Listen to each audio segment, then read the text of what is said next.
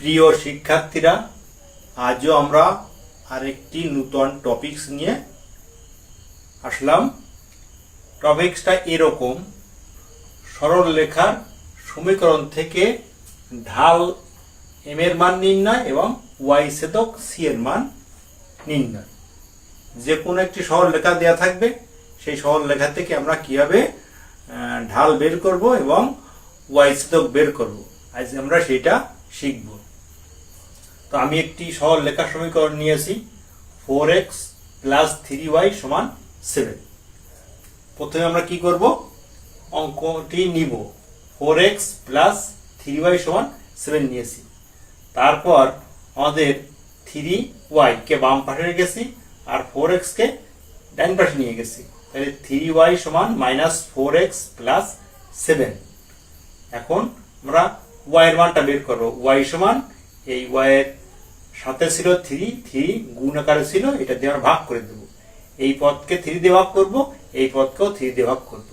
তাহলে আমরা এই 3 দিয়ে ভাগ করলে আসে কি, y সমান -4/3x + 7/3।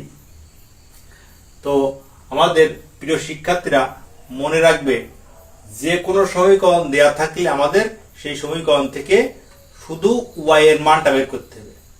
আবারও বলি, সমীকরণ থেকে অনলি y এর মানটা বের করতে হবে এবং সমীকরণের সমান চিহ্নর পরই আমাদের x এর পদটা রাখার চেষ্টা করবে তোমরা। যেমন এটা রেখেছি y সমান এই -4/3x + 7/3, পরের দুর্বক সংখ্যা রেখেছি।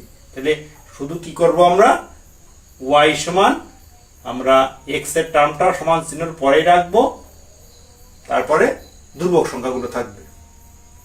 তো তাহলে আমরা সেই কাঙ্ক্ষিত সেই ঢাল এখন বের করব এবং ওয়াই ছেদক বের করব। আমাদের প্রিয় শিক্ষার্থীরা, তোমরা মনে রাখবে যে x এর যে সহগটা থাকবে ওইটা হচ্ছে এই সমীকরণটির ঢাল, এবং যে ধ্রুবক অংশটুকু থাকবে, যে জায়গায় x বা y অংশ থাকবে না, সেইটা হচ্ছে ওয়াই ছেদক। তাহলে আমাদের এই সমীকরণ থেকে সেই কাঙ্ক্ষিত ঢাল পেলাম x এর সহগ অর্থাৎ -4/3 এবং y ছেদক পেয়েছি c সমান 7/3। সেই সমীকরণের যে ধ্রুবক অংশটুকু, এইটা হচ্ছে ওয়াই ছেদক, সেটা হলো 7/3। তো প্রিয় শিক্ষার্থীরা, আশা করি তোমরা এখন যে কোনো সমীকরণ থেকে এই ওয়াই ছেদক এবং ঢাল বের করতে পারবে। তোমাদের কিছু বাড়ির কাজ দিয়েছি, এই অঙ্কগুলো তোমরা বাড়িতে করবে, তাহলে তোমাদের আর কোনো এই ধরনের জটিলতা থাকবে না। সবাইকে অনেক ধন্যবাদ।